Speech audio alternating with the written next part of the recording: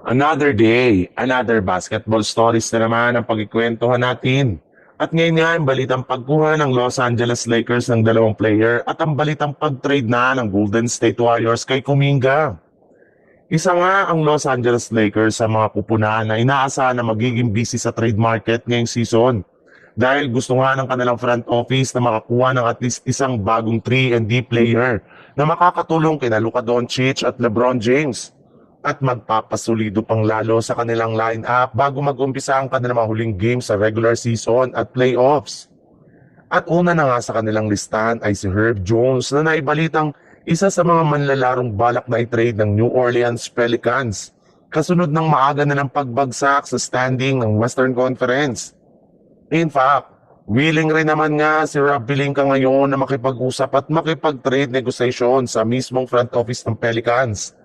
Handa na rin naman nga nila dito i-offer ang kanilang mga players na sina Gabe Vincent, Dalton Kenick at isang future first round. Basta't makuha lamang nila si Herb Jones as soon as possible bago ang trade deadline sa Pebrero. As of now nga ay eto nga muna ang paunang offer ng Lakers at posible nga na lumaki pa ito.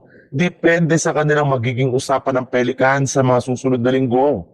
Bukod rin nga kay Herb Jones, ay plano rin naman nga ng Lakers na kunin si Andrew Wiggins, Ken Ellis at Dawson mo. Sa ibang balita naman, sa 5 beses nga na magkakasunod na laro ay hindi na naman nga pinaglaro ng Golden State Warriors ang kanilang batang player na si Jonathan Kuminga sa kanilang game kahapon laban sa Brooklyn Nets. Isang beses na lang naman nga siyang nakakapaglaro sa team sa kanilang huling 9 na game, kahit hindi man siya kasama sa kanilang injury report. Yes, kahit man wala siyang iniindang injury sa kanyang pangangatawan, ay hindi pa rin siya pinaglalaro at hindi siya binibigyan ng kahit anumang playing time ni Coach Steve Kerr. Sa madaling salita, malinaw na nga na tuluyan na siyang natanggal sa kanilang kasalukuyang rotation at inaasahan nga na hindi pa rin siya makakasama sa kanilang team sa mga susunod nilang laban.